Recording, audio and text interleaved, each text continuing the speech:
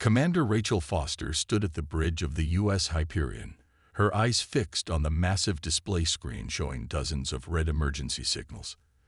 Each one represented a human colony ship under attack. Her hands gripped the command rail tightly as another distress call came through. "Commander," the young communications officer's voice cracked with urgency. "3 more colony ships are reporting attacks in the Centauri sector. They say the Concordat fortress ships appeared out of nowhere." Rachel brushed her graying hair back from her face, her expression grim. 20 years in the Space Force hadn't prepared her for this. The Galactic Concordat had seemed peaceful during first contact 6 months ago. Now they were showing their true colors. "Get me Chief Engineer Miller," she ordered, her voice steady despite the chaos around her. The bridge crew worked frantically at their stations, monitoring the incoming disaster reports. David Miller's face appeared on a side screen. His work coveralls were stained with grease, and dark circles under his eyes showed he hadn't slept in days. "Commander, the shield modifications are at 89%. We need another 12 hours tow."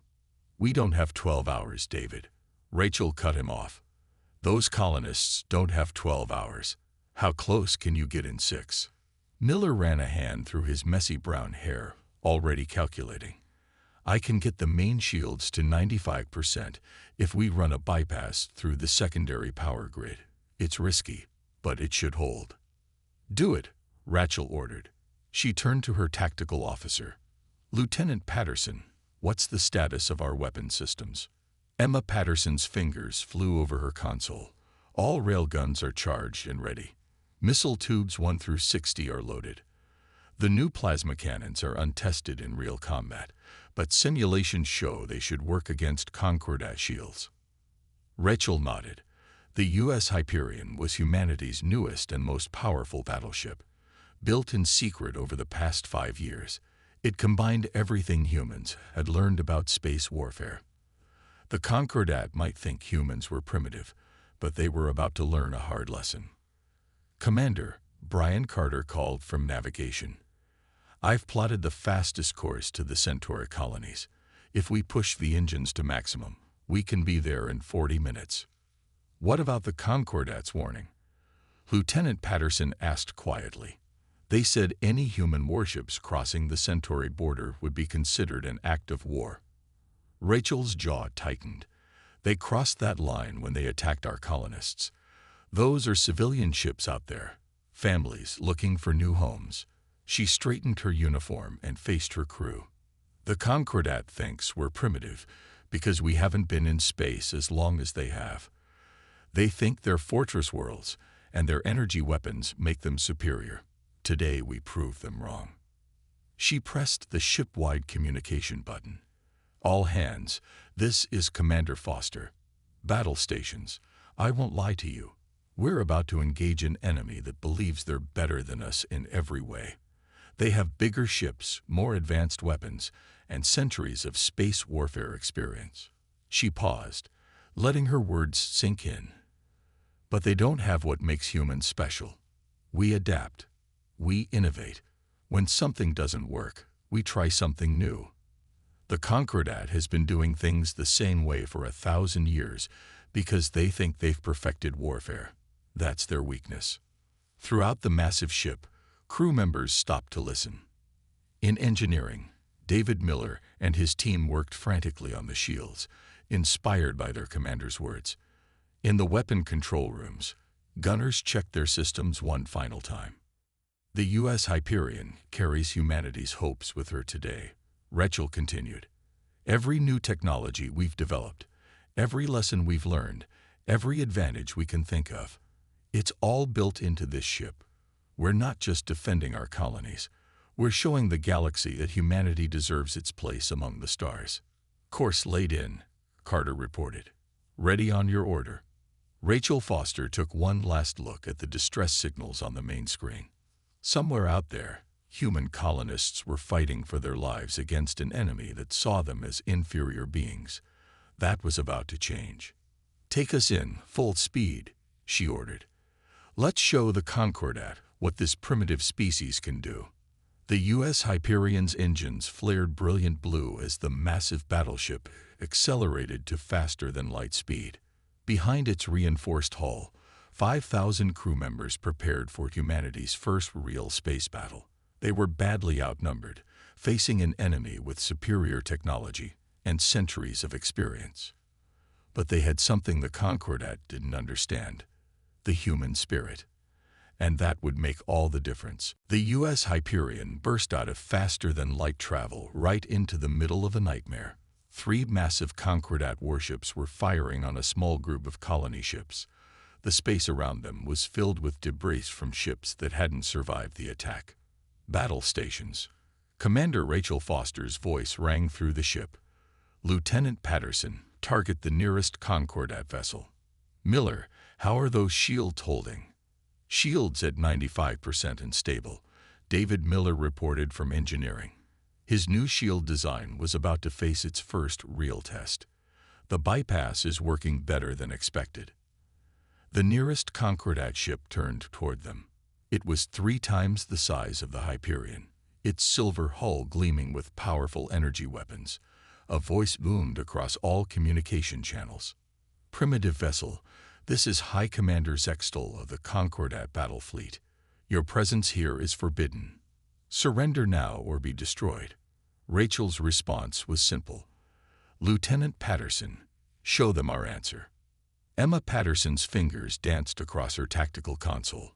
The Hyperion's railguns roared to life, sending hundreds of hypersonic projectiles toward the Concordat ship. At the same time, she launched a spread of missiles. The Concordat commander's laugh came through the speakers.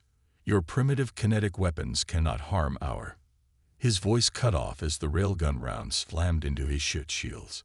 The Concordat vessel rocked from the impact. Their shields, designed to stop energy weapons, struggled against the simple physics of high-speed metal projectiles. "Their shields are dropping," Patterson called out. "The railguns are working."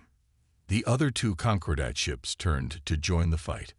Their energy weapons lit up space around the Hyperion. Everyone on the bridge held their breath, waiting to see if Miller's shields would hold. The impacts felt like gentle taps against the hull. David Miller's voice was filled with excitement. "Commander, the adaptive shields are working. They're absorbing the energy weapons and getting stronger." Rachel allowed herself a small smile. The Concordat had spent centuries perfecting energy weapons and shields to stop them. They'd never considered that someone might use simple physical projectiles instead. It was exactly the kind of thinking that made humans different. "Patterson, target their engines," Rachel ordered. "Carter, keep us moving. Don't let them predict our course." Brian Carter proved why he was one of the best pilots in the fleet. He moved the massive battleship like it was a fighter, dodging between enemy shots while keeping their own weapons on target. The first Concordat ship's engines exploded under the Hyperion's assault. The second ship tried to retreat but took heavy damage from the plasma cannons. The third ship managed to send out a distress call before Patterson's precise targeting disabled its weapons. "Colony ships are reporting in," the communications officer announced. "All survivors are accounted for. Minimal casualties." Rachel opened a channel to the disabled Concordat vessels. "This is Commander Foster. Your ships are disabled. Your weapons are offline. Surrender now, and we will provide medical assistance to your wounded." There was a long pause before High Commander Zextal responded. His voice had lost its earlier arrogance. "How? How did your primitive weapons defeat our shields?" "Because you stopped innovating," Rachel replied. "You thought you had all the answers. We're still looking for them." The battle was over in less than 20 minutes. As medical teams helped the wounded from both sides, David Miller studied the captured Concordat ship's computer systems. What he found made his face go pale. "Commander," he called Rachel over. "I found their battle plans. These 3 ships, they were just a patrol. There's a Fortress World 2 systems over. It's their main base in this sector." Rachel looked at the data. The Fortress World was massive, a planet-sized battle station that served as the Concordat's command center. It was supposed to be impenetrable. "Get me everything you can from their computers," she ordered. "If they have a weakness, we'll find it." As the crew secured their victory and helped the colonial ships, Rachel stared at the image of the fortress world. The Concordat thought it was impossible to defeat, but they'd thought the same thing about their ships, and look how that turned out. "Patterson," she called, "how are our ammunition supplies?" "Railguns at 82%, missiles at 75%, plasma cannons fully charged," Emma reported. Rachel nodded. "Good, because this was just the beginning. Now we take the fight to them." The U.S. Hyperion's first battle was over. Its real mission was about to begin. And somewhere out there, a fortress world was about to learn that nothing was truly impenetrable when humans set their minds to breaking it. The U.S. Hyperion hung in space, hidden behind a large moon as the crew studied Fortress Alpha. The massive station was twice the size of Earth's moon, its surface covered in weapon ports and shield generators. For 1,000 years, no one had ever breached its defenses. Brian Carter stared at his navigation screens, something bothering him about the fortress's movement.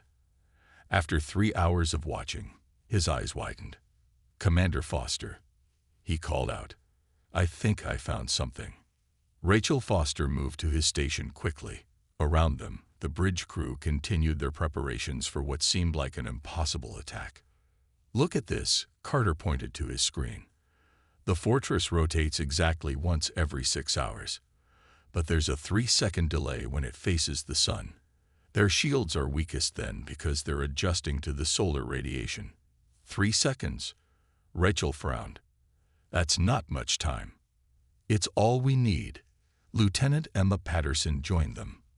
"If we time our attack perfectly, we can concentrate all our fire on that one spot during those 3 seconds.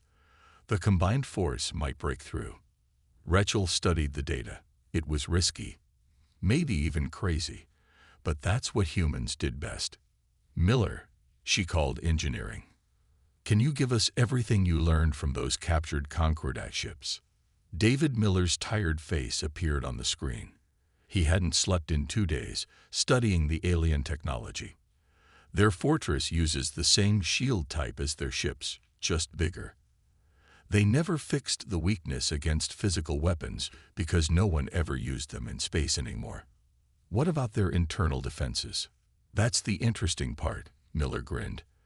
"They're so confident in their outer shields, the inside is barely defended. They never thought anyone would get that far." Rachel gathered her senior officers for a final briefing. The plan was simple, but it had to be executed perfectly. "Carter will get us into position," she explained. "When the fortress turns toward the sun, Patterson will hit them with everything we have: railguns, missiles, and plasma cannons. Miller's calculations show their shields should break under that much force." "And once we're inside," Patterson asked, "we take out their main reactor." Rachel pointed to the fortress plans they'd stolen. "Without power, their weapons and shields fail. The mighty fortress falls." The crew moved to their stations. Alert signals sounded throughout the ship as they prepared for battle. In engineering, David Miller pushed their engines to full power. In the weapon rooms, gunners checked their targets one final time. "All hands," Rachel's voice echoed through the ship. "In 5 minutes, we're going to do what no one has done in 1,000 years. We're going to prove that no fortress is truly unbreakable. Stand ready." The Hyperion moved silently through space, timing its approach perfectly. As the fortress began its rotation toward the sun, Carter's hands flew over his controls, putting them in exact position. 3 minutes to shield weakness," Patterson announced. "All weapons locked and ready." The massive fortress filled their view screen now. Hundreds of weapon ports tracked their movement, but didn't fire yet. The Concordat commanders probably thought the single human ship was no threat. 2 minutes. Rachel watched the fortress turning slowly. Everything depended on perfect timing. 1 minute. The weapon ports began to glow. The fortress had spotted them. 30 seconds. The first energy beams fired from the fortress, splashing harmlessly against Miller's improved shields. 10 seconds. Everyone held their breath. Firing. Patterson shouted. The Hyperion's weapons all fired at once. Railguns sent thousands of projectiles at the weakened shield point. Missiles streaked through space, their warheads designed to explode at exactly the right moment. Plasma cannons added their power to the assault. For 3 crucial seconds, all that force hit one small area of the fortress's shields. The barrier held for 1 second, 2 seconds. Then it broke. A hole appeared in the supposedly impenetrable defenses of Fortress Alpha. Before the Concordat could react, the Hyperion was through, diving deep into the fortress's structure. Direct hit on the main reactor. Patterson reported as their final missiles found their target. The fortress's lights flickered and died. Its weapons fell silent. Emergency alarms blared through their communication channels as the mighty station began to drift. To all Concordat personnel, Rachel broadcast on all frequencies. Your fortress is fallen. Your reactor is destroyed. Surrender now, and we will help evacuate your people. The response was immediate. The Concordat commanders, faced with something they had thought impossible, surrendered. As rescue operations began, Rachel looked at her crew with pride. Send word to Earth, she ordered. Tell them the fortress has fallen, and tell them we're just getting started. The U.S. Hyperion had done the impossible, but it was only the first fortress of many. The war for humanity's place in the galaxy was just beginning. Linda Martinez moved silently through the dark corridors of the fallen fortress. As security chief of the U.S. Hyperion, she led the team searching the station's lower levels. What they found made her sick to her stomach. Commander Foster, she spoke into her comm unit. You need to see this. Level 42, Section C. 10 minutes later, Rachel Foster stood beside her, staring at rows of stasis pods. Inside each one was a sleeping alien, different species from all over the galaxy. There were hundreds of pods. Slaves, Linda said quietly. The Concordat wasn't just attacking colonies. They were capturing people, using them to power the fortress. Rachel's face hardened. The Concordat had seemed cruel before. Now they were monsters. These aliens, she pointed to the pods, they're hooked into the fortress's power system. The Concordat was using their life energy to power their weapons. Back on the bridge of the Hyperion, Rachel called an emergency meeting. David Miller, Emma Patterson, and Brian Carter gathered around the command table with Linda Martinez. We have a choice to make, Rachel said. Our orders were to disable the fortress and move on to the next target. But now we found these prisoners. Freeing them will take time we might not have. The Concordat will send ships to investigate soon, Emma Patterson pointed out. If we stay too long, we could be trapped here. If we leave them, they'll die, Linda countered. The fortress's backup power won't last more than 2 days. All these people will die in their pods. David Miller studied the pod systems on his tablet. I can rig up a way to safely wake them, but Patterson's right. It'll take at least 3 days to do it properly. Any faster, and we risk killing them in the process. Rachel looked at the faces of her officers. Each one waited for her decision. This was why being the commander was hard. Sometimes you had to choose between the mission and what was right. Brian, she turned to her navigation officer. How long until Concordat reinforcements could reach us? Carter ran the calculations. At their best speed, 4 days. But they'll be cautious after we took down their unbeatable fortress. Might give us an extra day. Rachel stood up straight. We're staying. We're freeing these people. And if the Concordat wants to stop us, they'll learn that humans don't abandon people in need. The next 3 days were a blur of activity. David Miller worked with his engineering team to safely disable the power drains on the stasis pods. Linda Martinez organized teams to care for the awakening aliens. The medical bay was turned into a refugee center. The aliens were confused and scared at first. Many had been prisoners for years. But when they learned that humans, a species the Concordat called primitive, had freed them, they wanted to help. Commander, Linda reported on the third day. Some of the aliens we freed were engineers and scientists. They're offering to help us understand Concordat technology. They want to fight back. Rachel watched from the bridge as freed aliens worked alongside her crew to strip useful technology from the fortress. The Concordat had made a big mistake. By enslaving these species, they'd given humanity allies. Signal from long-range sensors. Carter called out suddenly. Multiple Concordat ships approaching. Time to arrival. 16 hours. Rachel smiled. Thanks to the freed aliens' help, they'd stripped the fortress of everything useful. More importantly, they'd saved hundreds of lives. Send word to all our new friends, she ordered. Time to leave. But first, Miller, Patterson. Let's leave the Concordat a surprise. Working together, human and alien engineers rigged the fortress's remains with explosives. As the U.S. Hyperion prepared to leave, carrying hundreds of rescued aliens, they watched on screens as the mighty fortress exploded. Where will we take them? Linda asked, watching the freed aliens settle into temporary quarters throughout the ship. Earth, Rachel replied. They can help us prepare for what's coming. The Concordat will be angry, but they've never faced anything like this. Multiple species working together, sharing knowledge, fighting back. The U.S. Hyperion jumped to light speed just as the first Concordat ships arrived to find their fortress destroyed. On board, humans and aliens worked together, preparing for the battles ahead. Rachel Foster looked at her crew working side by side with their new allies. The mission had changed. It wasn't just about defending human colonies anymore.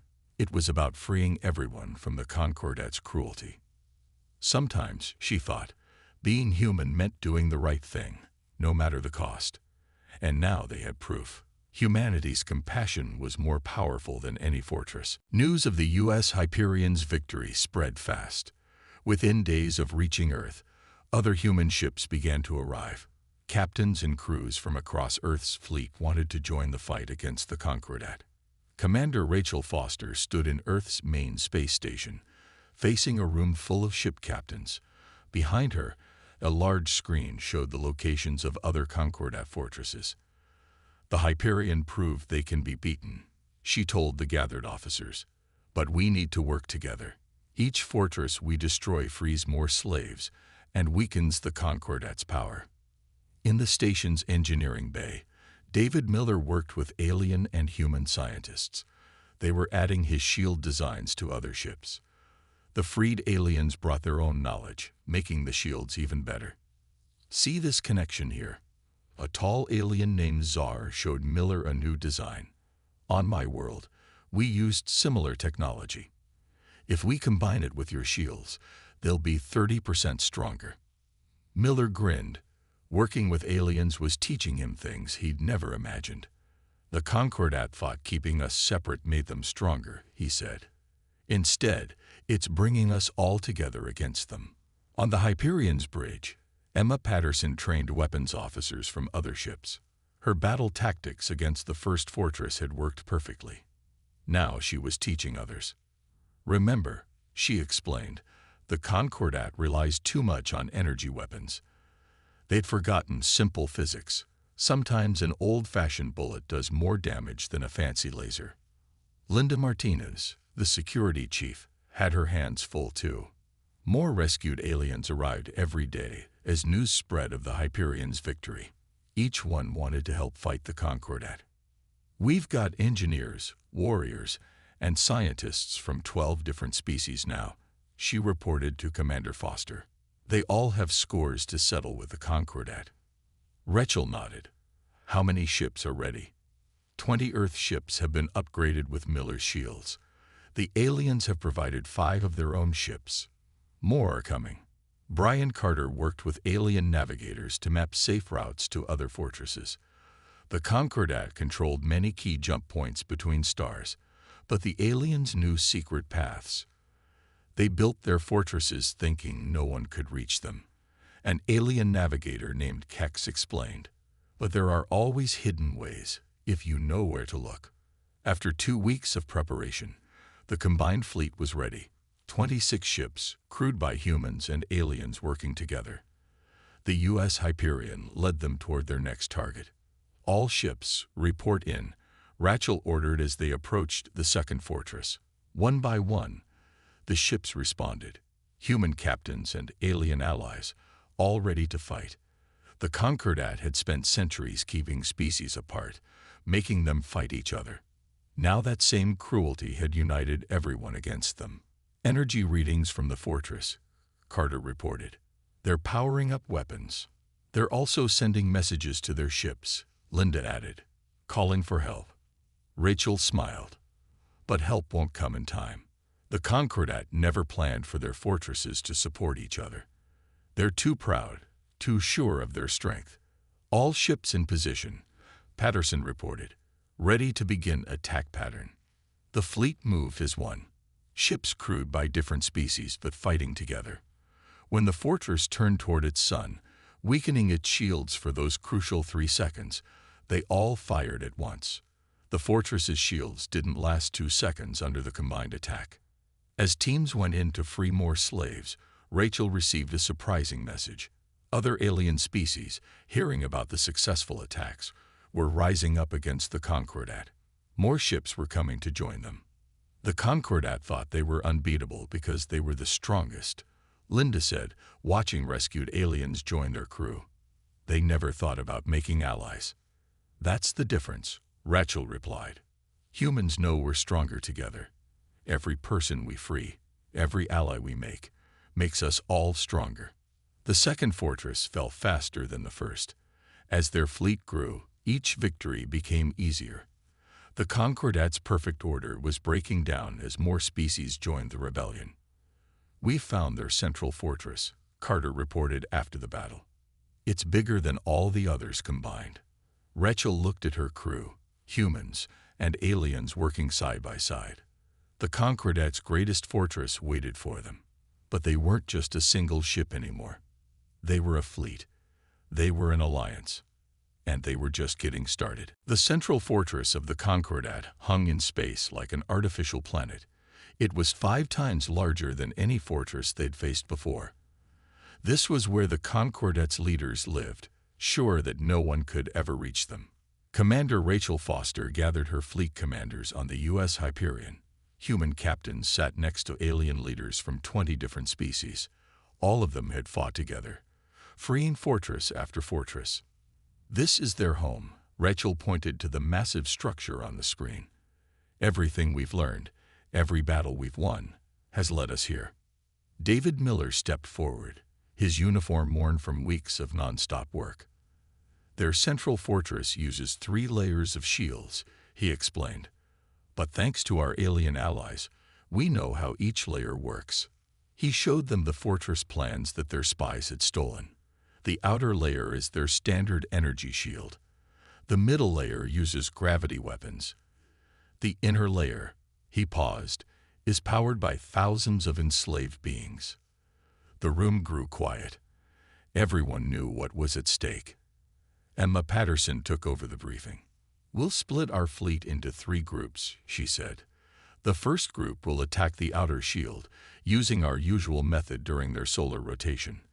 The second group will hit the gravity shield with the new weapons the Krell species helped us build. And the third group, asked an alien commander. The third group, Rachel said, led by the Hyperion, will break through to free the slaves. Without their power source, the fortress will fall. Linda Martinez, who had helped free slaves from every fortress they'd captured, spoke up. My teams are ready. We've gotten faster at safely removing people from the power systems. Brian Carter showed them the secret approach route their alien allies have found. There's a debris field here, he pointed. The Concordat thinks it's impossible to navigate. But our combined fleet is smaller and more agile than their big ships. They spent 3 days preparing. The fleet hid in the debris field, watching the fortress's patterns. Engineers made final adjustments to their weapons. Medical teams prepared for the thousands they hoped to rescue. Signal from our spies inside, Linda reported on the 4th day. The Concordat leaders are in chaos. They never expected anyone to get this far. Half of them want to surrender, half want to fight to the end. They still think they're superior to everyone else, Rachel said. That pride is their weakness. Are all ships ready? One by one, the fleet commanders reported in. Humans and aliens, all prepared for the biggest battle of their lives. Begin the attack, Rachel ordered. The first wave of ships burst from the debris field, their improved shields glowing as they charged toward the fortress. The Concordat's outer defenses came alive, filling space with energy beams. Outer shield is weakening, Patterson reported as their ships hit it at the perfect moment. First layer down. The second wave moved in, using the strange gravity weapons they'd developed together. The Concordat's second shield layer, which had stopped enemies for centuries, flickered and died. All ships, form up on the Hyperion, Rachel commanded. We're going in. The U.S. Hyperion led the final charge, heading straight for the fortress's power core. Behind them, the combined fleet protected their approach, holding off Concordat ships that tried to stop them. They broke through into the heart of the fortress. Linda's teams moved fast, freeing slaves from the power systems. David Miller worked with alien engineers to keep the fortress stable as its power source disappeared. Commander, Carter called out. Message from the Concordat leaders. On the screen, an alien face appeared. The High Commander of the Concordat looked shocked to see humans and aliens working together on a ship's bridge. Impossible, he said. You're all supposed to fight each other. That's how we controlled the galaxy for so long. That's your mistake, Rachel replied. You thought keeping us apart made you stronger. Instead, it gave us all a reason to work together. Surrender now, and we'll show you a better way. For the first time in 1,000 years, the Concordat leaders faced something they couldn't beat: unity. Their perfect system of control, based on keeping species fighting each other, had created the very alliance that brought them down. As rescue teams freed the last slaves from the power core, Rachel looked at her crew, humans and aliens together. They had done more than capture a fortress. They had changed the galaxy forever. But the final battle wasn't quite over. The Concordat leaders had one last decision to make: surrender or learn the hard way that their time was over. In the central control room of the Concordat's greatest fortress, Commander Rachel Foster faced the alien leaders who had ruled the galaxy through fear for 1,000 years. Behind her stood representatives from every species in their alliance, humans and former slaves united. Your power systems are down, Rachel said calmly. Your shields are gone. Your weapons don't work. The only question is how many more lives you want to lose before you accept that it's over. The Concordat's High Commander, a tall being with gray skin, looked around at his failing fortress. Emergency lights flickered as backup power systems struggled to keep basic life support working. How? He asked. How did primitive humans do this to us? David Miller stepped forward. His engineer's uniform was dirty from helping free the last slaves from the power core. We did it because we weren't alone. Every species you hurt, every person you enslaved, taught us something new. We learned from each other.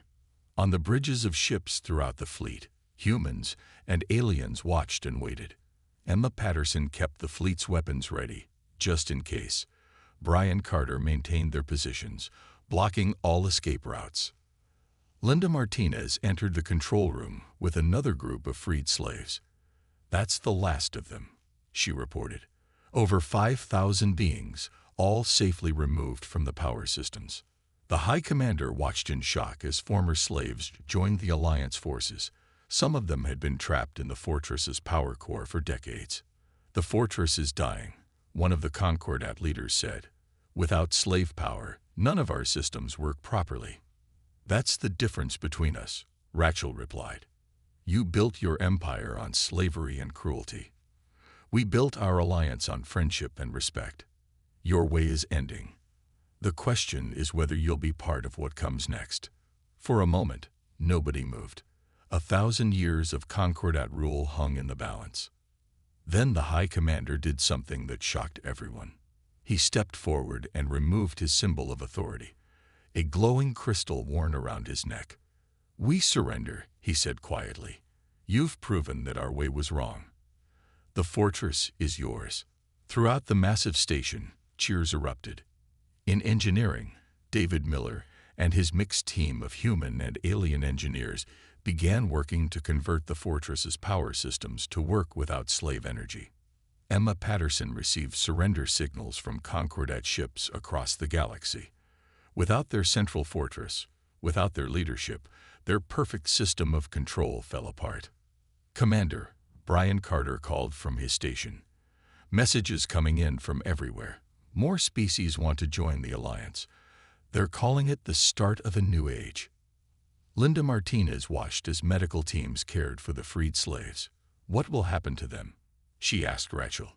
"They'll have a choice," Rachel replied. "Everyone will have a choice now. That's what we fought for." In the days that followed, the Alliance transformed the central fortress. What had been a symbol of fear became a meeting place for all species. The Concordat leaders who surrendered helped them understand the old technology, converting it to work without slave power. 1 month after the fortress fell, Rachel Foster stood in the new council chamber, once the Concordat's throne room. Representatives from 50 species sat together, planning a new future. "The humans showed us a better way," a former Concordat scientist told the council. "They could have destroyed us. Instead, they offered us a chance to change."